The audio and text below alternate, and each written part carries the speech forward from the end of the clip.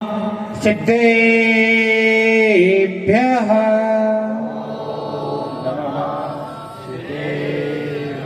बहुत चंद्रभू भगवान की, वो महावीर भगवान की, वो गोमटेश्वर बाहुबली भगवान की, वो चारित्र चक्रवर्ती आचार्य शांति सागर जी महाराज की, वो परम पूज्य आचार्य श्री अभिनंदन सागर जी महाराज की, वो परम पूज्य आचार्य श्री वर्धमान सागर जी महाराज की, वो परम पूज्य आचार्य श्री पुष्पदंत सागर जी महाराज की, वो परम पूज्य आचार्य श्री प्रज्ञा सागर जी महाराज की।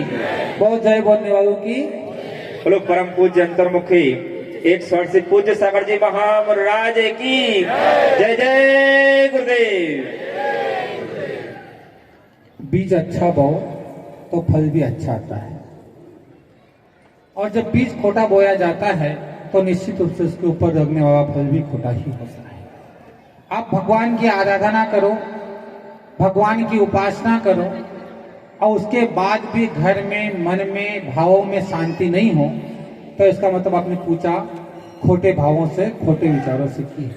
अगर पूजा करने के बाद भी अगर कोई ये कहे कि मुझे शांति नहीं है, तो समझ लेना कि तेरी पूजा में कहीं न कहीं खोटापन था, तो उसका फल भी तुझे खोटा ही मिला है।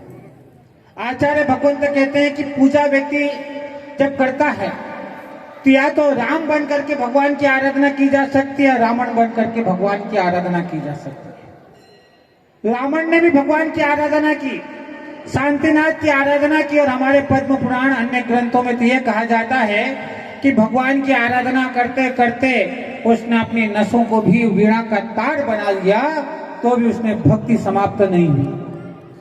इतनी भक्ति करने के बाद आचार्य भगवंत रविशरण कहते हैं कि जो विद्याएं महीनों महीनों में सिद्ध होना थी, ऐसी 18,000 विद्याएं अंतर मुहूर्त में रावण ने सिद्ध करी। आचार्य भगवंत रविशरण आचार्य कहते हैं कि रावण अगर मुनि बनकर के साधना करता तो उसी भाव में निर्माण को प्राप्त हो जाता है, ऐसा पद्म पुराण में आचार्य भगवंतों ने कहा है।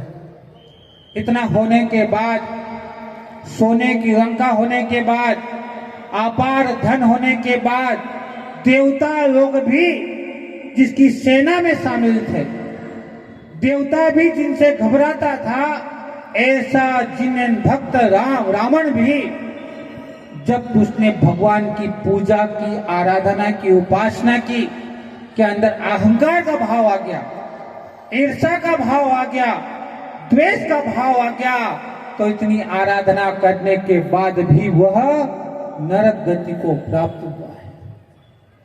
पूजा करने के बाद हाथ में कलश हो जाए, भगवान के आराधना करते करते वक्त आराधना में ये बात आ जाए, कलश करते वक्त अहंकार का भाव आ जाए, राग का भाव आ जाए, द्वेष का भाव आ जाए, ईर्ष्या का भाव आ जाए, स्वार्थ की भावना जाग जाए, तो समझ लेना कि आज आपने पूजा रावण बन करके भगवान की आराधना की।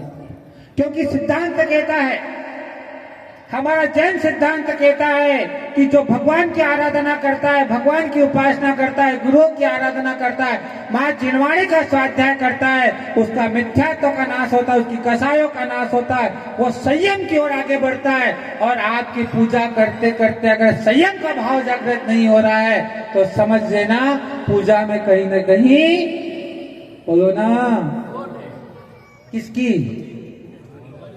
हाँ, कोरोना के समय में कितना भी नमक खा लो स्वाद नहीं आ रहा था, तब नमक की गड़बड़ी है कि आपकी जबान की गड़बड़ी है? हाँ, अब आप अभी भगवान की पूजा आराधना करो तो क्या बहाना आपके पास? पंचम काल है महाराज, क्या कहते हो? पंचम काल है। मेरे आचार्य भगवंत कहते हैं कि पंचम काल में 1000 वर्ष तक भगवान की आराधना तपस्या करो, और वही तपस्या अगर 100 वर्ष तक आज इस भाव में कर लो तो उससे अधिक पुण्य की प्राप्ति आप कर सकते हो। काल का प्रभाव नहीं है, आपकी भावनाओं का, आपकी विचार का परिणाम है, आपकी अंदर की विचार भावनाओं का परिणाम है। आचार्य भगवंत कहते हैं कि रावण के पास जितनी बुद्धि थी, रावण के पास जितना ज्ञान था, रावण के पास जितना वैभव था, उतना किसी के पास भी नहीं था। और रावण का वंश वो वंश था कि भगवान आदित्यनाथ के समय में देवताओं